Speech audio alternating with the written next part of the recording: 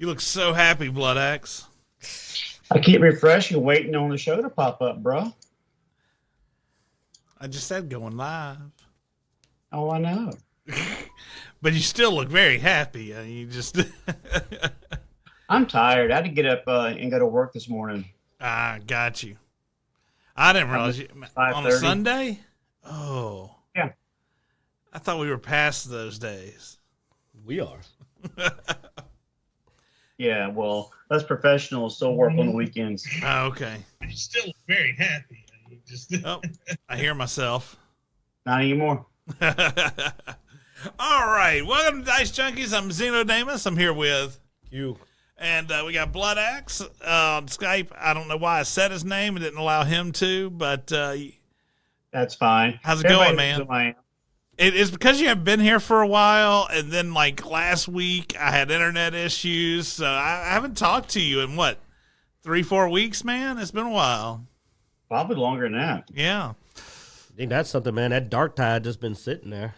Waiting on you. I ain't seen you online. Don't you hear me with that? You literally one day said, all right, man, I'm going to call you back later so you don't play dark tide. I'm sitting there reading.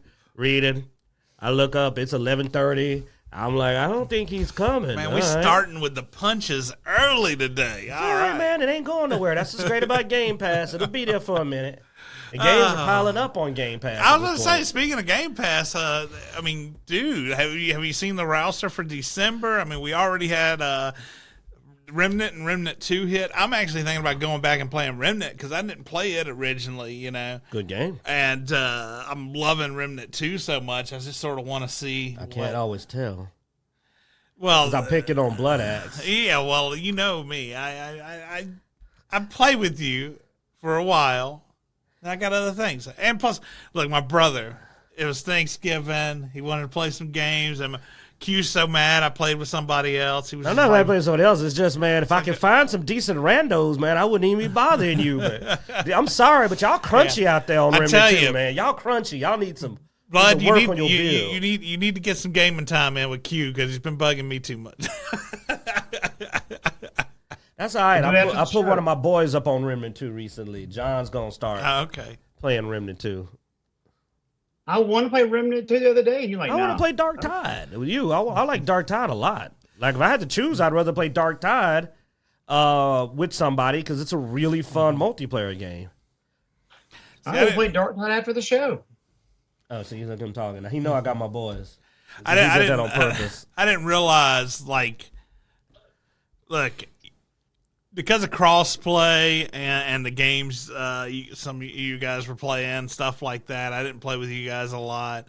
And then so I hear one-sided from Q all the time. Man, I would love to, man, but Bloodaxe has been bugging me to play this, man, and I need to go do this. And I'd be like, oh, okay, you know. Until I started playing with Q and realized, no. I don't think Bloodaxe was bugging him to play anything. Q is the one that's constantly wanting to play. And I was just like, I thought that Bloodaxe was like an insane gamer as much as you played co-op, and then the reason I've been bugging you is because DLC came out. I started playing co-op games with you. I realized no. Q is the insane one when it comes to, like, Q does not want to take a breath when it comes to these games. I'm just like, dude, the content's not going anywhere. You know, I've got some other things I got to do. Oh, man. And then I'm like, well, just wait on me, man. It's no big deal, right? And then I'll hear, it was almost 2 weeks before we played the DLC. I've been playing with all these randos online. I was like, you can't wait a few days so I can No, you said it right the first time, like a week. DLC comes out Monday, Tuesday, Wednesday, Thursday, Friday, Monday, too. You're just like, dude, the DLC's out. Can I go play the DLC? And he's just like, wait on me. Then finally, I get him on a couple of times. It's like, all right, cool. We did like one run, 2 runs through it. And then it's like, all right, man. And then he's like, oh, man, I'm on Red Dead. And then he's on Red Dead like 8 hours a day. Like, just all evening in a row, he's on Red Dead. So I'm just helping people complete their game. I'm like, all right, who wants to complete an apocalypse run? I like to spread the love out a little bit, you know. Not play the same thing over and over. But yeah, Q's a maniac. I applaud you for putting up with them this long, Bloodaxe. He's my boy. It's all right. At least when Bloodaxe has free time, he will actually level up and play the game. I know. I have no problem with that. As a team. Team. And then he's got the nerve to be annoyed when he's like, man, I'm having trouble keeping up with your damage. And I'll be like, oh, man, it's because you don't know what my damage is because you never playing with me. You know what I'm saying? Well, I like to figure my own stuff out. Then play the fucking game. Like, play it. You'll figure it out. You'll get your groove. Yeah, but my problem is so I like to get on and sort of figure things out without wasting someone else's time. And I will say, that kills me, dude. That kills me every time. I'll be on there. I'm like, all right, yeah, we got some new items. Let's keep going. And Q's just over there like, but if with the whole diagram of mathematics schemes coming off of his head, and I'm just like, hey, dude, we playing? Just a minute. I got an idea, and I'm just like, but then I'll run around the corner. And I'm like, yep, it works. And it's like all of a sudden, I'm like, oh, look at that. It worked. Yeah. It But worked. my thing is you could do that when you're playing by yourself. Like, we're trying to go through content. Look, man, my love of power and damage is well known. I am the king of glass cannon. I love DPS. It's a known thing. And no, that doesn't stand for double penetration. It's damage per second. Back on topic. Oh. Hey, you never know. They may not know. Yeah. Yeah, so we got several new games coming to Game Pass. I'm looking forward to. Is that the we're in That's Remnant 2. Far Cry 6 I didn't care for, but if it's crossplay, man, and we could jump on there together, that'd be great. Yeah. I keep give it eyeballing a Dead run, Island too and hoping it'll pop up. Because I almost went and grabbed it, but then I watched some reviews, and they kind of soured me again. I know you're waiting on me, Bloodaxe, with Dead Island 2, but it's like they still have that problem where you got to be at the exact same spot. That makes it hard to multiplayer, and I know what's going to happen. One of us is going to get out of sync, and it's going to be dang near impossible to get back in sync, and that's just burning my britches. Now, they say Dying Light 2 had some good updates, though. Bloodaxe. They say that I know I'm surprised, but they're claiming they did some pretty good updates on it. I don't know. Did they actually give you a storyline where you're fighting zombies? I didn't say all that, but they've been updating the system. And they added more levels, so you can get a higher level now. More weapons. And they finally have a dang repair function. You can go and pay a guy to repair your weapon. And a whole new tier. So, if you want to try that out too, we could always do that and make a vid. Go back like we did last time, give it a test, see if it's trash or not. At least we don't have to worry about where we are in the game to play together on Dying Light 2. Trust me, I promise you, I will buy Dead Island 2 once they fix that problem so that we can enjoy the game without us having to stop and wait because I already got enough with this muff right here waiting. So... And I don't want us to be stuck to where it's like, hey, man, I need you to get to chapter 3. I need you to get to chapter 2. I need you to take up his time more, Bloodaxe. You've been. I know you got a family and everything, but you got to take Q. He's part of your family too, man. He's part of my family, but my job is also whipping my tail. You're fine, Bloodaxe, man. See, if he wasn't so competitive, it wouldn't be a problem. But see, he don't like falling behind. Yeah. But he don't want to jump on when he don't feel like it. Yeah. See, that's the problem. Yeah, See, you're not okay. competitive. I will agree. At least Bloodaxe should let me carry his butt. I can put him in my back pocket, carry him to a game. He don't mind. Yeah, do you know on Dark Tide, he's like level 8. I'm like level 25. I'm at level 5. Oh, level 5. I gave him too many levels. But we play, don't we play? And we have fun, and we both get through the mission alive. See, that's the difference. At least he's willing to accept. All right, I'll accept that. I'll accept that. Because the next DLC to come out, brother. The Remnant 2 DLC too good. I'm not going to lie. I'm going to give you 2 days. You get 48 hours to get your together. And you're going to come in. I'm going to be wearing new armor with a new class talking about. I gave you 48 hours. You won't have to wait. I'll run with your Remnant DLC too if I have to. Dude, I'm not actually dodging Remnant 2. If you want to know what's going on is that they're trying to get the crossplay up. My PC character has all my stuff. I'm trying to get to where we can play across and I have all my stuff ready. Yeah. So that's actually, I told him, I said, I've been waiting on it. They say they're trying to get that crossplay. If I can play with my fingers PC crossed, character, man, because I know. I'm loving Remnant too. Because we want to run with the full crew. And it'd be great to run, with the full crew. And then when he ain't around, forget him. I'll have you all the equipment in the game, man. We'll run. You know what? It'll be fun to get you past him. That'll show him. He pop in the game and Bloodaxe sitting there looking like, where you been, man? Yeah. You got a leveled up gun. Where you been, man? Where you been? Some kind of show we were doing, right? Yeah. So additionally, along the lines of Xbox news and stuff, I know you have an Xbox Series S. And I think you mentioned actually wanting to get an X. Did you see they actually have dropped the price on the X down to $349? That's what I've been waiting on, actually. I've been wanting to drop down closer to $300. Yeah. I might go ahead, because then I can put one in my other room, and we'll have one in every room at that point. Apparently Walmart has had it for $349. They even have a Diablo 4 bundle for $349. I mean, yeah. It's almost reflexive to cuss out, man, when you hear that.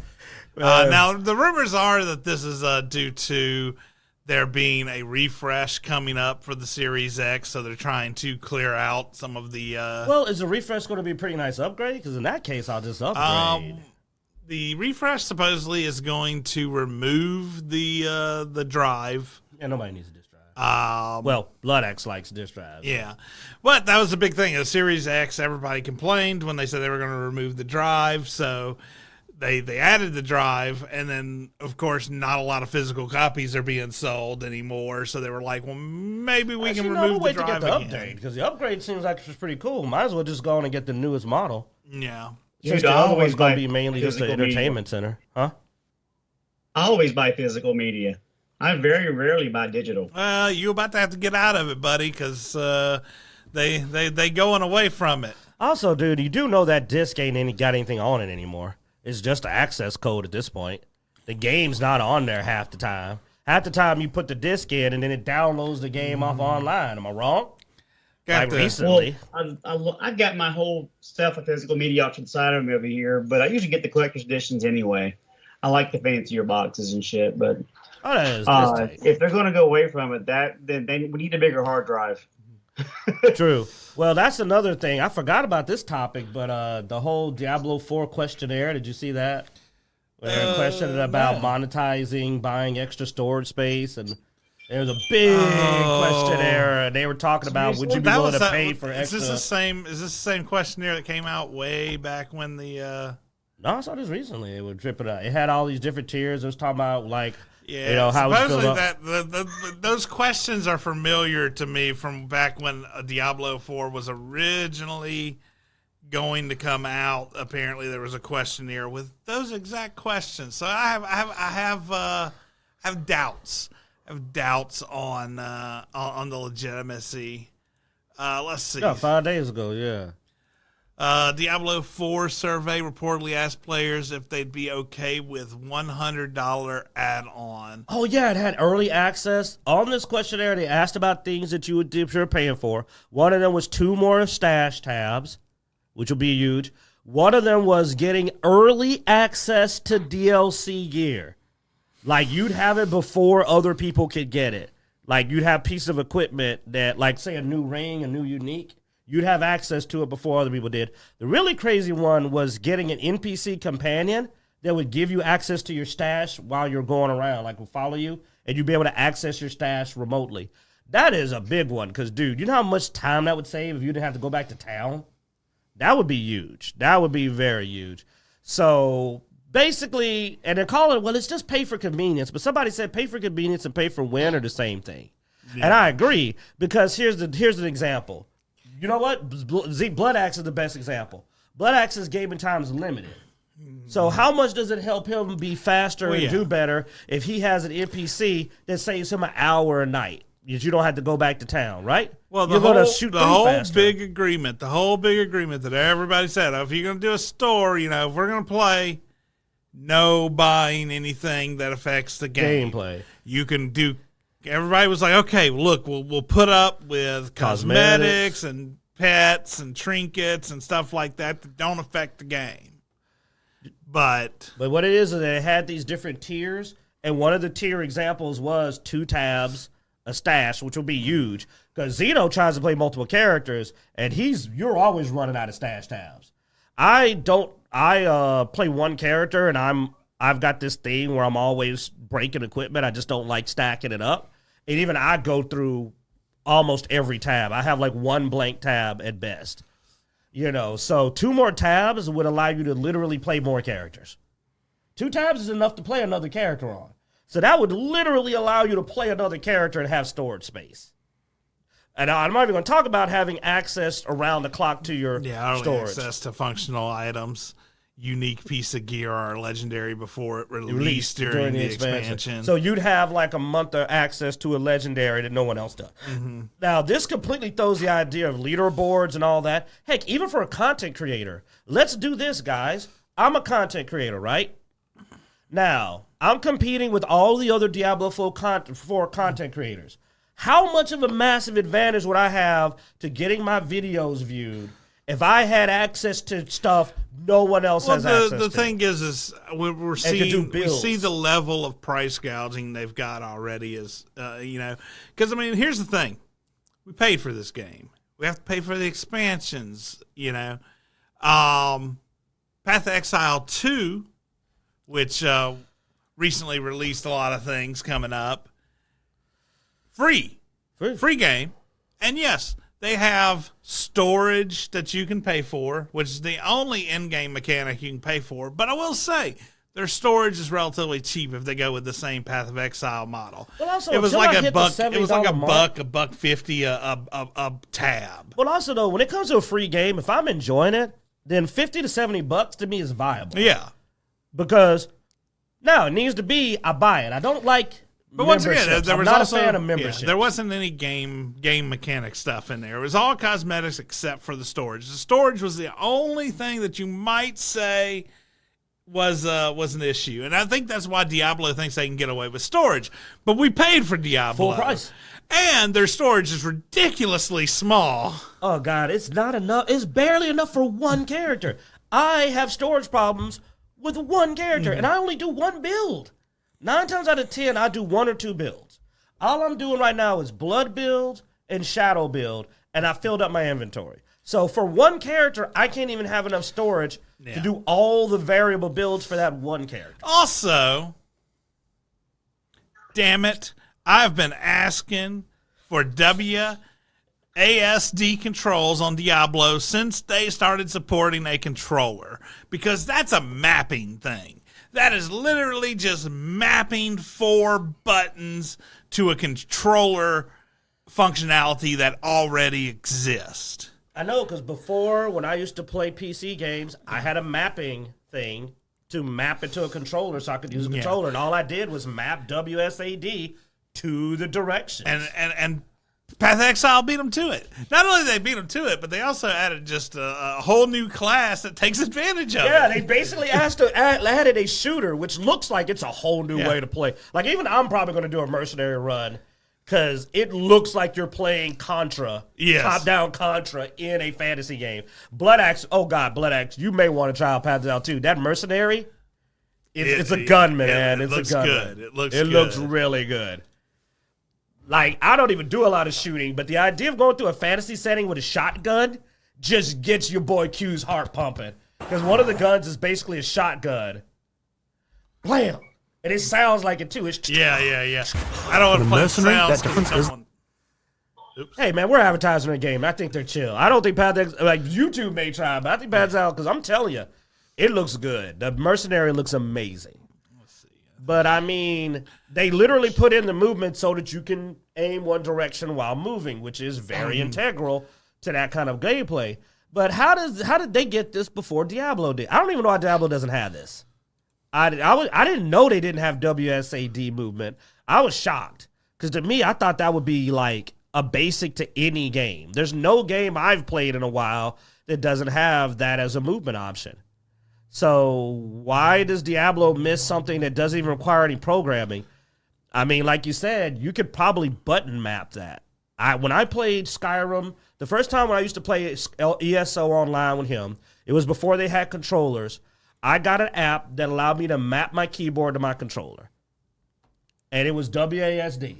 WASD, boom, or whatever order that's in. Yeah. And that's all I did. If I could do that with a little side app, how can Diablo not do it? So I'm just shocked that Diablo 4 feels lazy as hell sometimes. Did they have it in Diablo 3 or was it not a 3? It's not hard though. It's not even programming. Like, well, it's probably a damn mod. I didn't push in Diablo 3 because they actually separated the console version and the PC version. So you couldn't have a controller in Diablo 3 in the PC version. Okay. There was no controller option. So with that, I'm like, okay, then I get it, you know. But then, like Diablo 4, they merged the console version and the PC version together. So it's there. It's already there. It's just a mapping thing. But they want to sell you some more stash space. But yeah, they want to sell me some more. Hey, you know what? Look, you know what? They're going to get it. It's going to be part of the tier 3. For $30, you can get WASD. I called the whole stash thing, didn't I? He did say they were going to sell you the stash. He did. I was like, the reason they don't want to add more stash is because they want to try to wait long enough some kind of premium that tier. Somebody can, you know, they hoping that they can get it past us, that they can start selling stash, even though they promised they wouldn't sell stash at the beginning of the freaking game. And the way we had it was in tiers, and in a certain tier you got more stash, which is exactly the way we thought they would do it. Mm-hmm. And that's why, dude, I'm not going to lie. While season 2 of Diablo 4 was pretty good, I'm not even comparatively. I will say, it's the best the game's been. Comparatively, it was pretty good. Yeah. The best it's been. Yes, it doesn't mean it was the best ever, best it's been. But honestly, I'm waiting on Path of Exile too. Be honest, like once that comes out, I won't pick up Diablo. I think again. I am too at this point. You know, I think I'm waiting for Path of Exile too as well. I know they have a good necromancer. The mercenary voice acting's great. You got to go watch the trailer. Great voice acting. Bloodaxe, man, an old style, Dirty Harry style voice, man.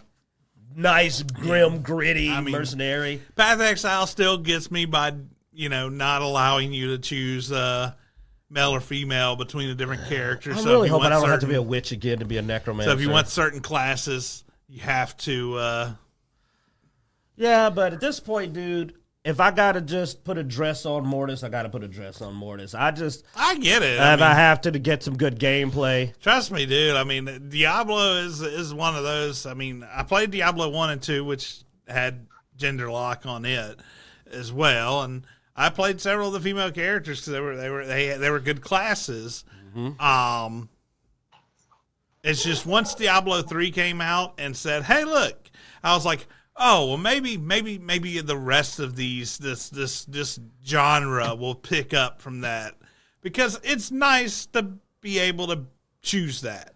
Well, in today's society, being able to have a variety of options when representing yourself is supposed to be what we're working to do. Well, so that's even odd that, Well, and honestly, that may be why Path of Exile isn't doing it, because honestly, as soon as now you can choose male or female. Oh, well, what about the people who aren't male or female, And then call it body type or whatever. As soon as you allow, and that's the thing, though.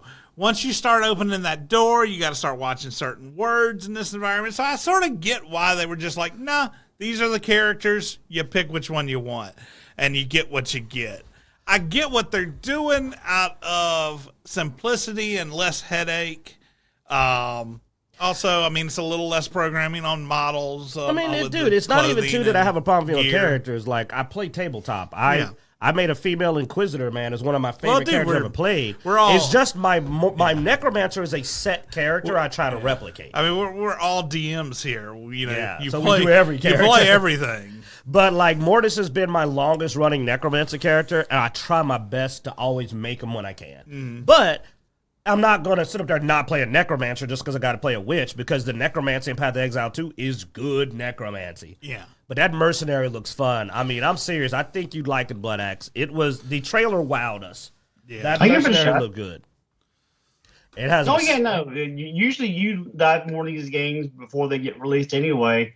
And majority of the time when you suggest a class, I end up enjoying it. So the only miss was Wonderlands because all of them were trash. Well, in my defense, they changed the class before we got into it deep. It was good when I suggested it. Look, man, we may run like on Path of Exile 2 whenever it comes out. I mean, we may run a 3-man mercenary group and just.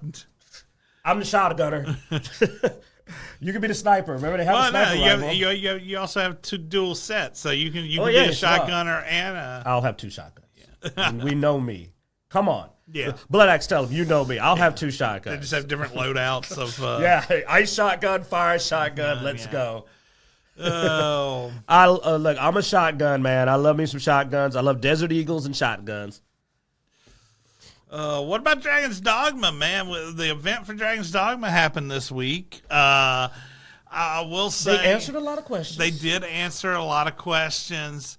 They didn't awe me yet, though. They still haven't got me in that I'm going to buy this game. I'm not going to say that. Well, I will say that I'm not going to buy it, like pre-order it, from what I've seen so far, but it's only for one reason. They haven't shown me what I want to play. Yeah. Because for some reason, they're just not showing mage and sorcerer gameplay. But they're not showing hardly any of the real spellcasters. Well, just the classes in general. True. They haven't really gone back into that system. I don't even know if it's in depth as the first one was yet. You know. Yeah, how many vocations? The vocations there are, I'm not sure. The merging of vocations and stuff, I'm not sure. So, I mean, it has left me wondering. Because a couple of things they said sounded like they may only have about 5 vocations. And that's a big thing because you're going to spend a lot of time in this game. And one thing I remember about Dragon Dogma 1 is that you can burn out. You know what I'm saying? Like, because of when there's not a lot of vocations, you can kind of get burnt out. Like, honestly, I would have liked them to have popped off a tier 3. You know what I'm saying? Like, have another tier after the second tier. Yeah. Because there was a bit of burnout. So I was really hoping they were going to pop out and go like, hey, we got a whole third tier.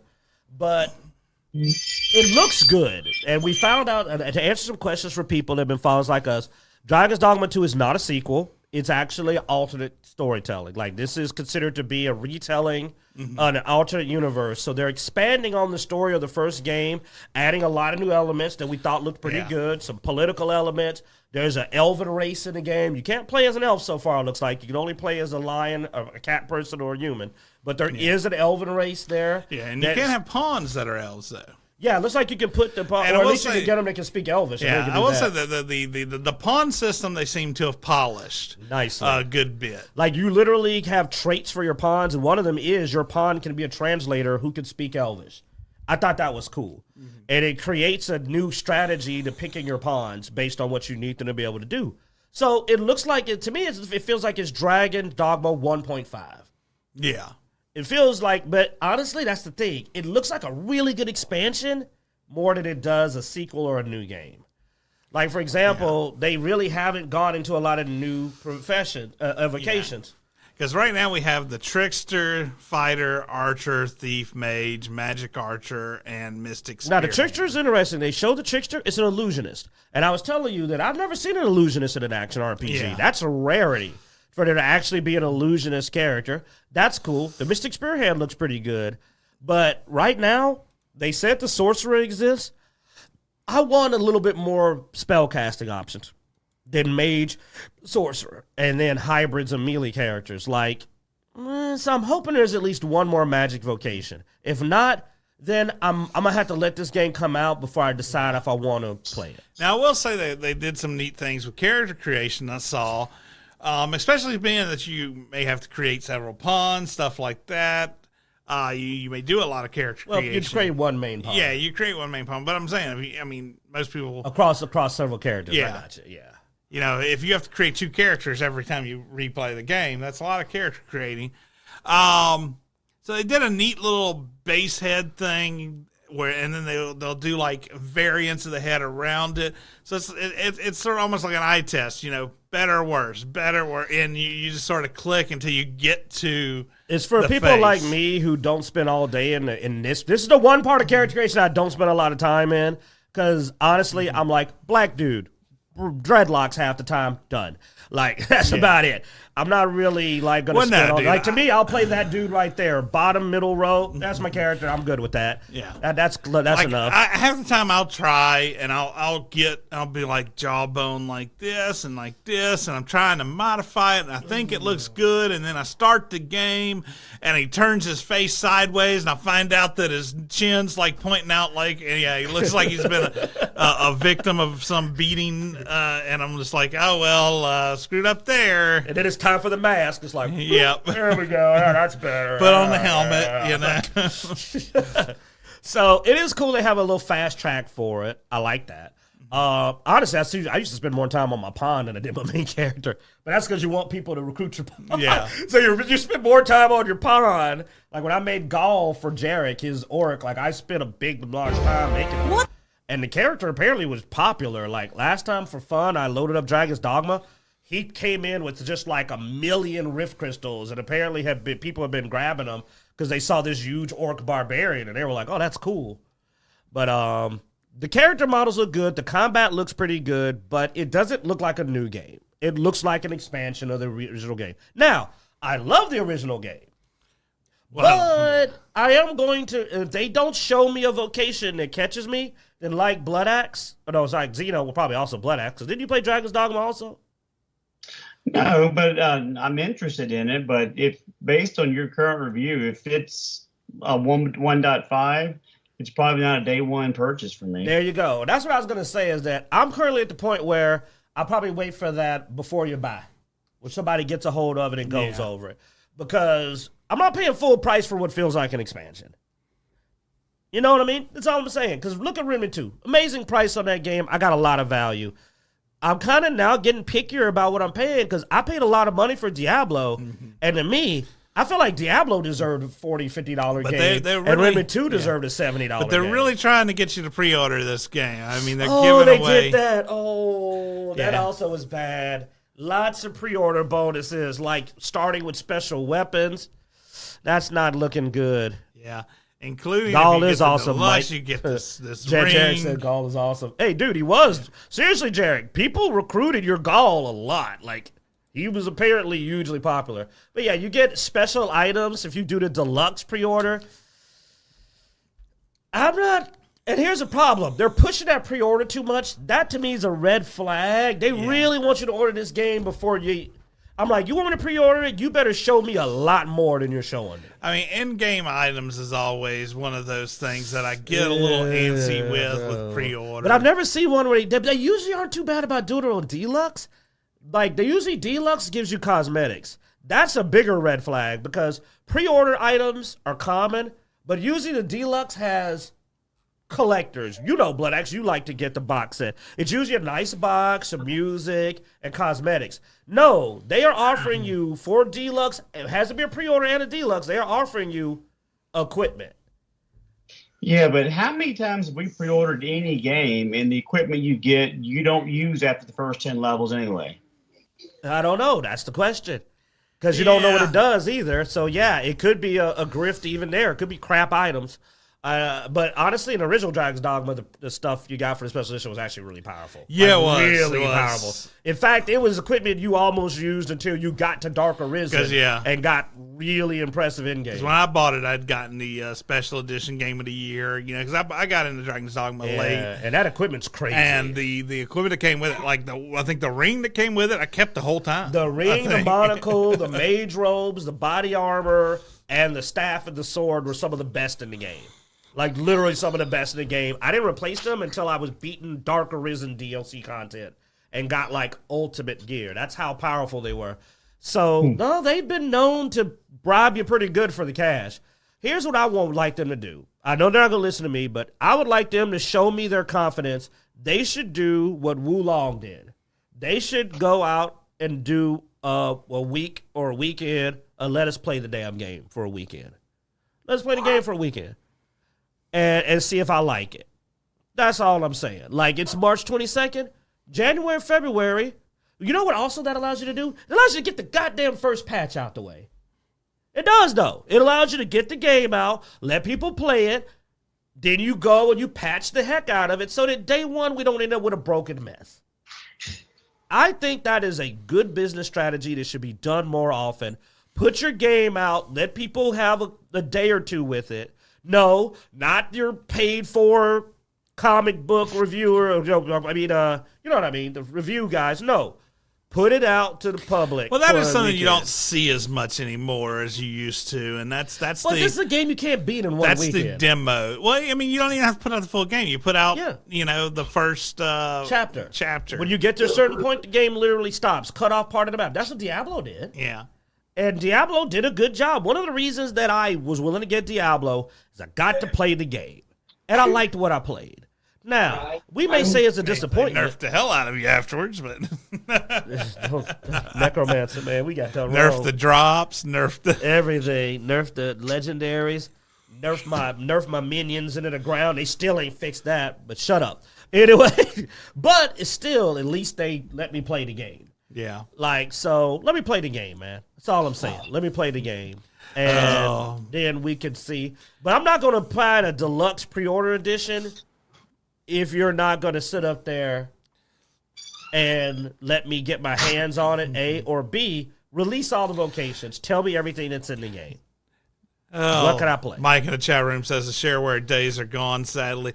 Every time I think about the shareware days, I think about that stupid move that Doom had did where they gave out all their game demos on a CD or DVD for like $1, and then you could unlock buy the whole game. You could buy a license to unlock them. Public service. Oh, is that the guy here? We got business going down too. So, but yeah, Bloodaxe, I think it would be fun to try, but I will let you know it is a single player, so it's not a multiplayer game. That's the downside. So, that's one of the other things we're also a little... I'd love to see this be a multiplayer game. If I could play this with you guys, man, I'd be all over it. But it's still single player. Another reason it feels like a 1.5 is that they haven't got multiplayer going. It's still very much, to me, Dragon's Dogma 1 with some extra polish. Now, is Dragon Dogma 1 good enough that with some extra polish is worth the play? Yes. Is it worth a whole new purchase?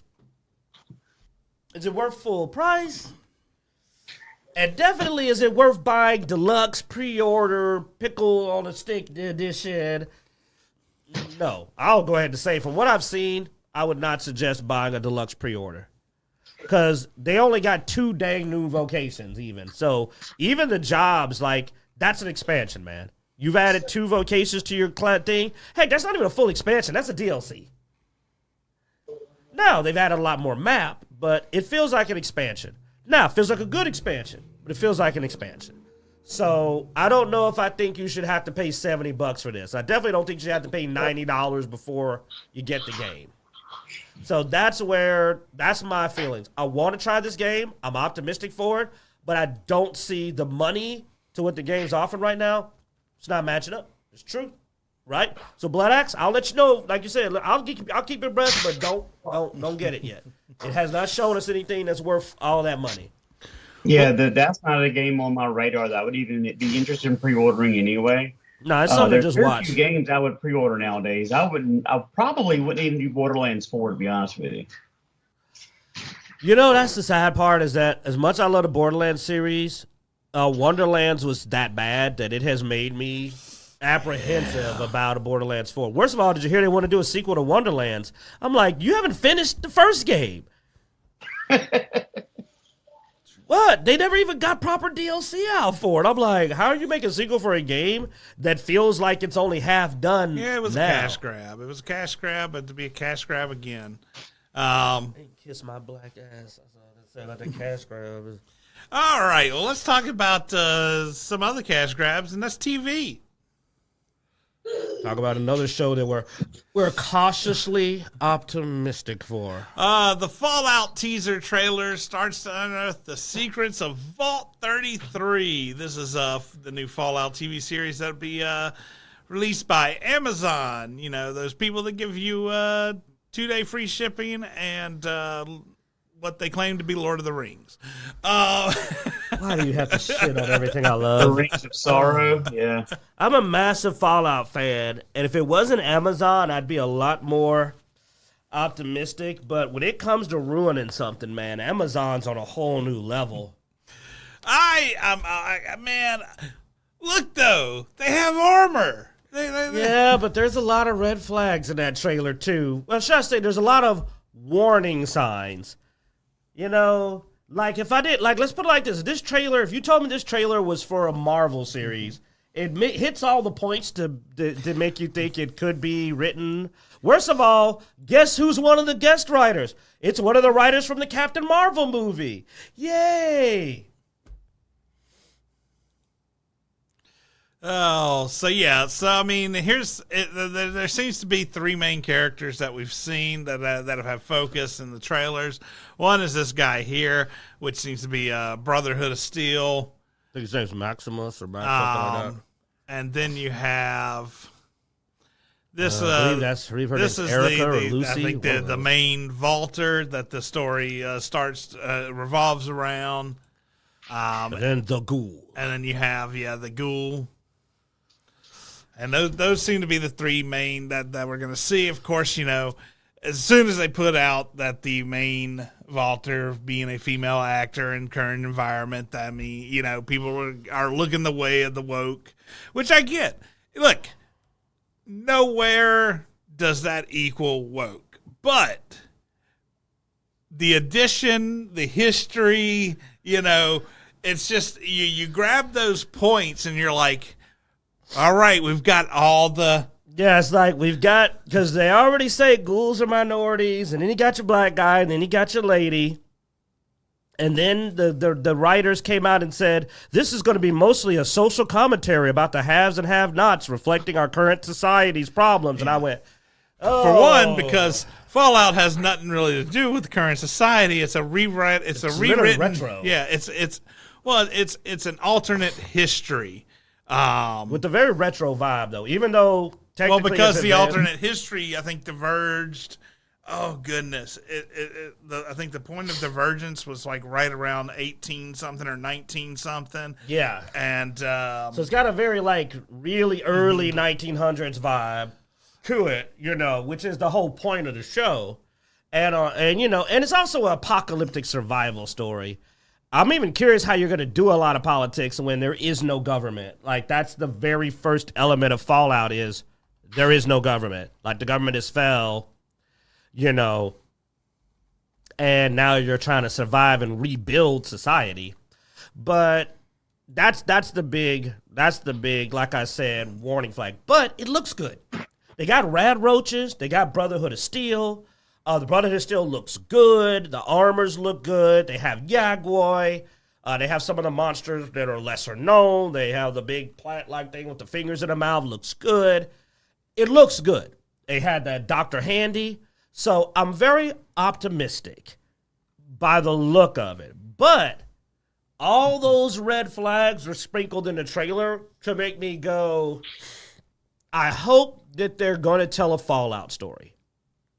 That's the best way to put it. I hope it's actually going to be a Fallout story and not just, we want to preach at you. Yeah.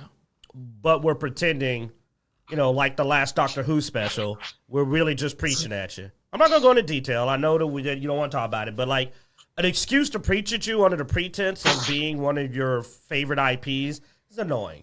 So I'm hoping that they're here to tell us a Fallout story. Yeah. Which has its own politics. It does have politics, but it has its own politics.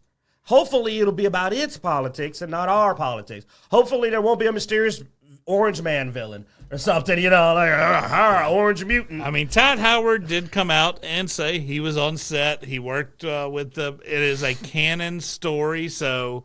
And I think that's the biggest thing that causes me to be concerned. I wouldn't be as concerned if it wasn't the fact that this is supposed to be canon to the games.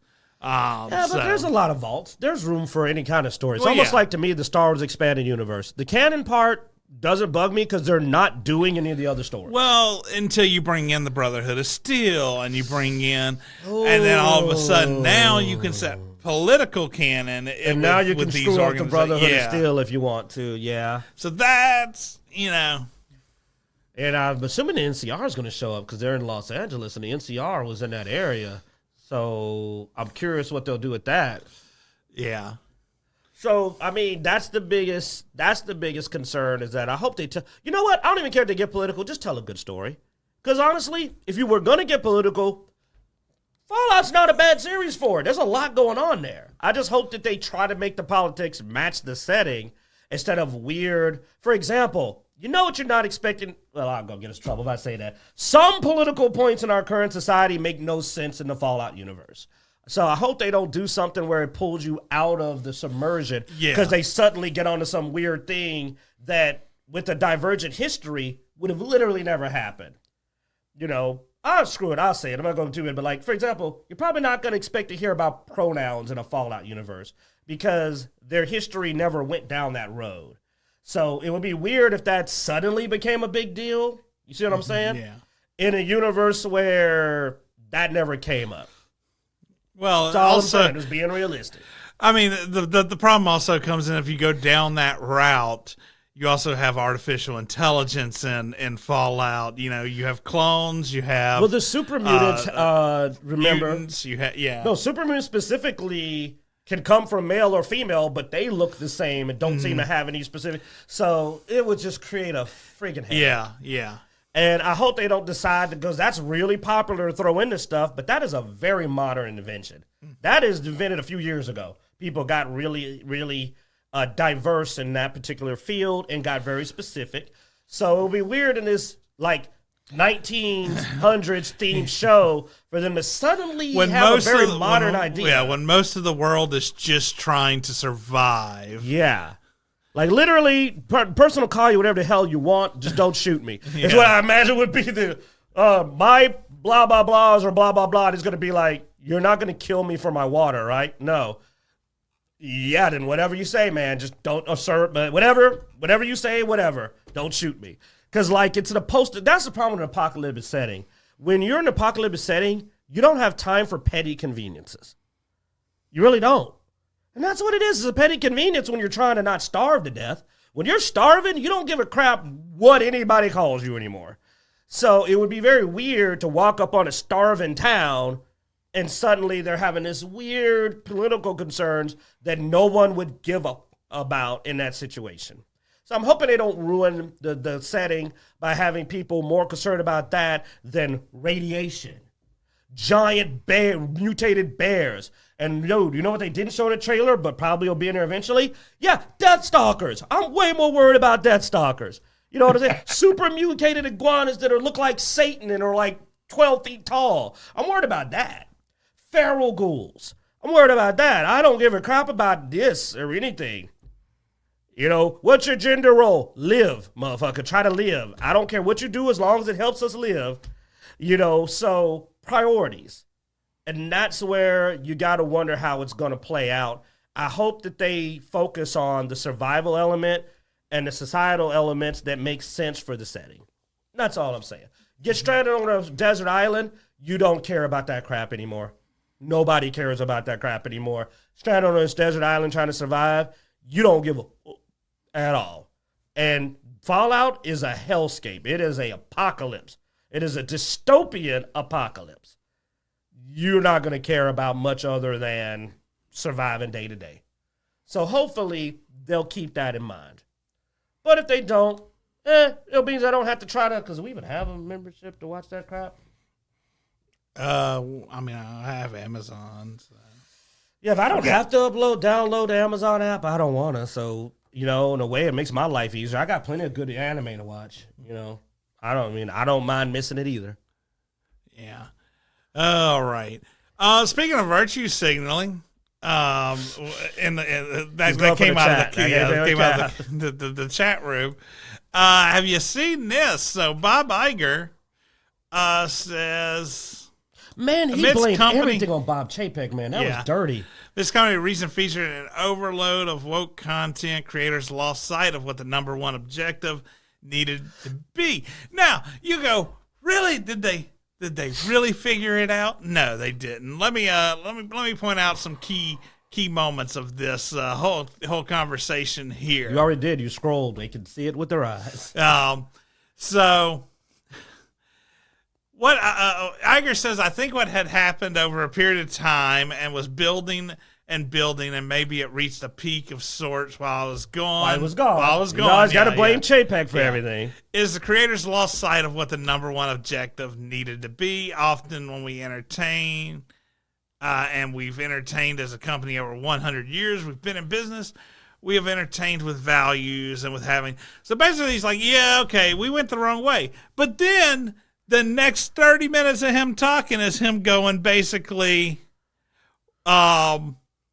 well, so we need to rethink this, and we need to refocus on entertainment. But when we talk about things, we should talk about it only if it affects the business. And then he talks about how everything he's been, all this stuff. It's like, so yeah, we should talk about climate control. We should talk about terrorism, and we should talk about.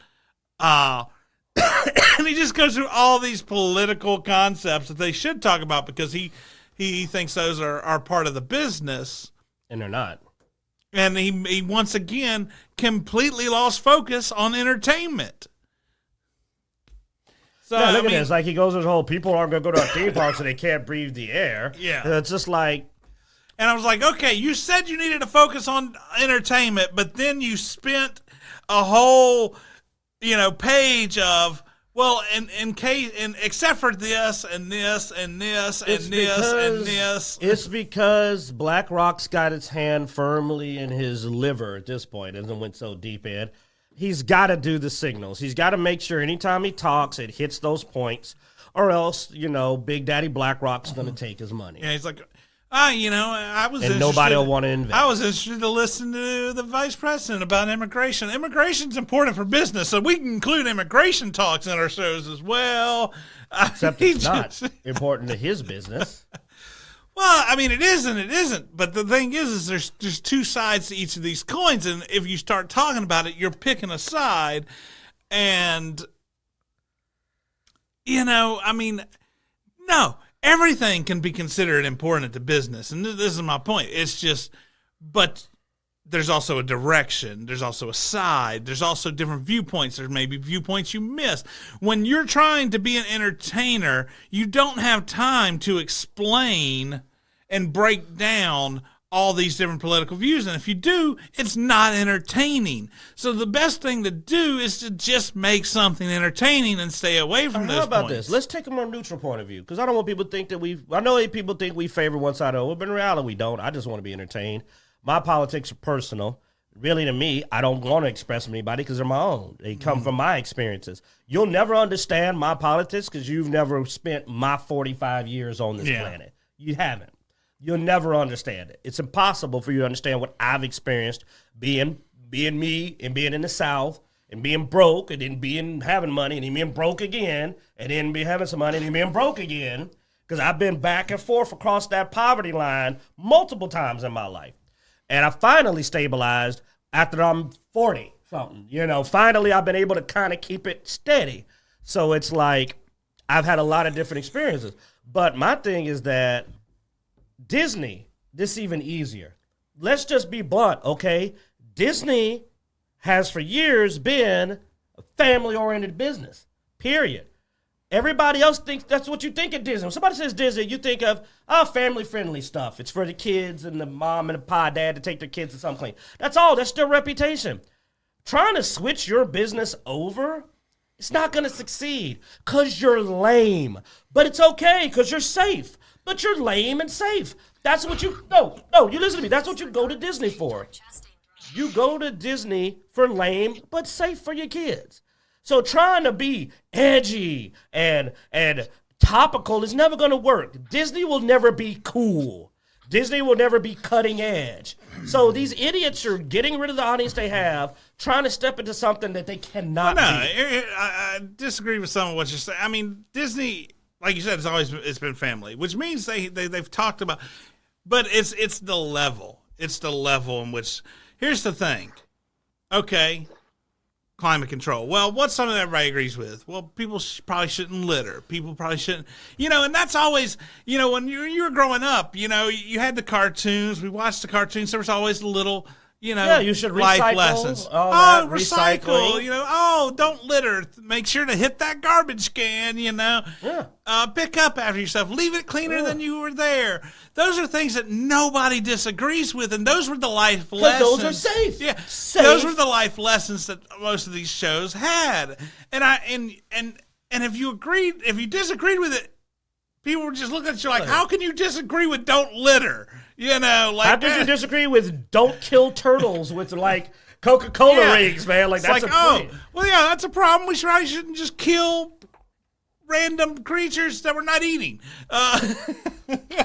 Like I said, this is such an easy layup. But what they're trying to do is that's not where they're going. They're going like really anti-establishment. And then here's the worst part. All that talk, and you got a picture of Bob Iger? Put Bob Iger back up. Slide it by the top of you.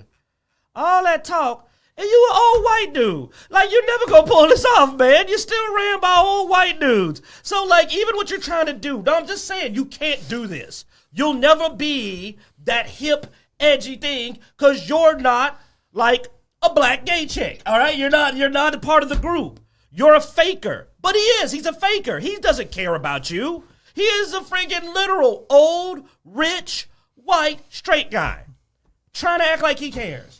It's an outsider saying, hello, fellow children. How are you doing today? I'm down with what's up now. And they're looking at him going like, no, you're not, man. Then give up your job. Why, when you left, did you leave another old rich white guy? It's because they're faking it. And we can see through you. So why don't you just stick to what you know? Do family-friendly. Well, make entertaining. Family-friendly material. That's what they expect when they see the old white guy. Oh, I'm going to get some conservative family value stuff. Okay, stop trying to act like we're ever going to believe you're a part of the other team. You're not. Yeah. What did I just say about my politics? They're based on my experiences. Bob Iger will never understand me. Yeah. He'll never understand you. So stop faking it. You're a faker and we can see it. UK Mike brings up, He-Man was the best for that. Speaking of the moral story, that and GI Joe. GI Joe. I think Spider-Man did the little messages at the end, and it was a lot of the Saturday morning cartoons. Captain Planet, he's a hero. Which was something that even focused a little more on climate change and stuff. But even then, it wasn't this insanity. Like extremist, yeah. So that's all I'm saying is that, like, as a businessman, because you guess what? They made it entertaining. Oh, it was hilarious. I mean, dude, let's be honest. I watched Thundercats, yeah. Thundercats, dude, man. Earth, that was a good ring, man. Before Avatar, there was the Planeteers. All I'm saying. Oh, man. We know where they got the idea from, man. They got it from the Planeteers, man, and it was awesome. So, and I'm just saying that. So, like, Disney just needs to make what they make. Because you want to know what? You'll always have a business. Because there'll always be those simple families that just want you to not say something weird to their kids when they're not looking. And Disney was the place that you used to sit your kids in front of it and go, well, they're not going to hear anything perverted or sick or weird on Disney. Now, you turn around and you're like, what did that guy say? Because my son used to watch Disney. He stopped now because when I watched it with him, he looked at me and he was like, what are they on about? And I'm like, yeah, they're talking about this because I tell my son the truth. And he was just like, yeah. Because my son grew up in the church, so he's immediately like, what the hell? So now he doesn't watch Disney anymore. He doesn't watch it because the weird messages they're sending out, and he's intelligent enough to catch it, and it doesn't speak to him because he's a young black man that was been raised in the church. So he's looking at this going like, I don't know what they're on about. I'm not okay with this. Yeah, Flynn says that's the problem. Badly designed characters. A character can be gay, black, white, whatever. But if they're interesting, we don't really see the skin color or the sex. And you are, that's correct. I mean, entertaining. Well, dude, I mean, if you look at a lot, there's political stuff shoved into a lot of the stuff, older stuff. Like, I won't lie about that and say this is something 100% new. But yes, things were entertaining, so it was like, oh, okay, yeah. Oh, I see where they're going with that, but, whatever. I still enjoy the show. And also, here's the big thing. Yes, they had those messages, but they they also allowed you to, they put the message out there in an even tone for you to make your own decision. They didn't go, this is the only right way. Your parents are terrible people. Listen to us, not them. And it's just like, they would just be like, hey, here's a point of view. That's what they did. They say, here's a point of view. What do you think of that? And you'd be like, okay, I'll consider that. Yeah. But that's not what they do anymore. Yeah, and the only thing that they throw in your face was really, the common sense stuff, Yeah, don't do drugs, kids. Yeah. You know what I'm saying? Hey, clean up your room. But that, and a lot of times it was an in credit thing too, so it wouldn't ruin the entertainment value, because when you're in the middle of a show and somebody says, remember, don't judge somebody by their skin color. And you're like, wait a second. I'm in the middle of my show. I know not to, But at the end of the show, after you've seen these characters of diversity, interacting, having fun, being friends, whatever, and then at the end of the show, so you go, like, people of all different cultures should still respect each other. And you're like, oh, yeah, I see that. Right, we just had a good example about that in my entertaining show. Yeah, but no, like, literally slide that back up. But no, let me show you how they do a message now. Let me show you the aggression. It's a children's cartoon. No, one more. There. It's popping up on the screen. Look how angry that is. And you know what they're doing? They're literally yelling about white man bad. I've seen it. It's literally going like, you owe us for slavery. Rah! And I'm just like, wow, that's very aggressive. Yeah. That's very angry. That's not a good attitude to give your kids on the attitude. If you want to talk about it, you can talk about it. But this angry, vitriolic approach is not the way to do it.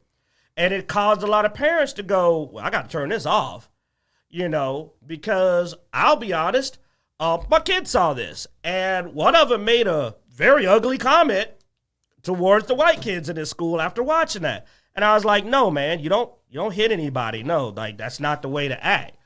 But that's the message they sent. They sent a violent message out for him to hate his white classmates. And I had to tell him that's not how we tell it. I was like, yeah, these things happen, but these didn't happen to you, man. Your generation's past this. We're still working on it. That kid in there ain't going to know why the hell you hit him in the face. You just walked up. You know what you're going to do, though? You're going to make him hate black people after you do that. You walk up, call a kid a cracker, and punch him in the mouth. He's probably going to have a bad impression of black kids after that. So it's literally creating trouble. Yeah. It's not a positive thing because he doesn't, he ain't got nobody out picking cotton in his backyard. You know what the hell you're talking about. He's like, what the heck happened, man? What are you doing? I'm from New York. You know what I'm saying? Like, he's just confused. But this is the negativity that's being pushed by them. Because I'm telling this from the heart because this happened. This is a real conversation I had to have because of that episode. Where I had to go like, no, don't hit anybody. Dude, this ain't even your struggle. Like, that was your grandparents might have more reason. No, my grandmother went through a lot now. She grew up in a small city. She has some stories for you. But that's her time. But by my generation, I ain't picked nothing. And he has lived a privileged life. You know what I'm saying? Because I've made sure of it. We're doing our best to make sure they're doing good. He playing Xbox X right now online. Boom, tearing up some Apex Legends. So it's like, you don't have no reason to be yelling at anybody or hitting them. And I don't know why they're concerned with just keeping this hostility and giving a very aggressive message to kids, which is just going to create another series of problems because that kid's going to get mad at you. He's going to have a negative opinion of you. Great. It's a new generation of racism. Good job. Yeah. You got a whole new generation of racism you start. Anyway, let's get back to entertaining. But I'm sorry, man. It just got personal. I just remembered that conversation I had to have with him. But no, man. And so, I mean, I hope he goes back on the original concept of that. I hope Bob Iger goes back on the original concept of we need to be entertaining. He saw that. He saw that they need to be entertaining, but then he lost his path again. But I'm hoping that, maybe enough people talk about it or say stuff about it to go, oh yeah, entertaining, crap, I got offline, maybe. Like when you're talking about what your show is about, you should have an entertaining story. And then you can say, what's the message? But the first step should be, what's my story? What's the entertainment factor? Oh, it's a cool action movie about this king, like Black Panther, this king that's challenges his dog, he's got it, and it's his cousin, and there's this history where his father wronged him, and there's now this next generation, which is very topical, has inherited the hatred. Yeah. Wow, look how we got back on that. But it was a good story. And then underneath that, there was this story about racial tension and stuff. But the main story was the rise of this king and him saying, I don't want to do the mistakes of my forefathers. Good message. And that has not happened again at all. That was the last time we got that, and it ain't happened, and it never will, because now Disney's just like, all right, what's the main point of this movie? This is the story we're going to preach at them. Okay, no, this is the message we're going to preach at them. All right, what's the story? I don't know. Some princess has a wishing star and a talking lamb. We'll just pull one of these old stories and ruin it. Put a talking lamb in it and a wishing star that's cute to sell products. That's what Wish is. It's just, we want to preach at you, but also, here's a lamb and it talks with a deep voice. All right, guys, we're going to wrap up there. Thanks for watching. Be sure to check out Dicejunkies.com where you can find links everywhere we are online, Twitter, Twitch, Instagram, Facebook, all that good stuff. Be sure to like, subscribe, and hit that notification bell. And as every week, we hope you enjoy.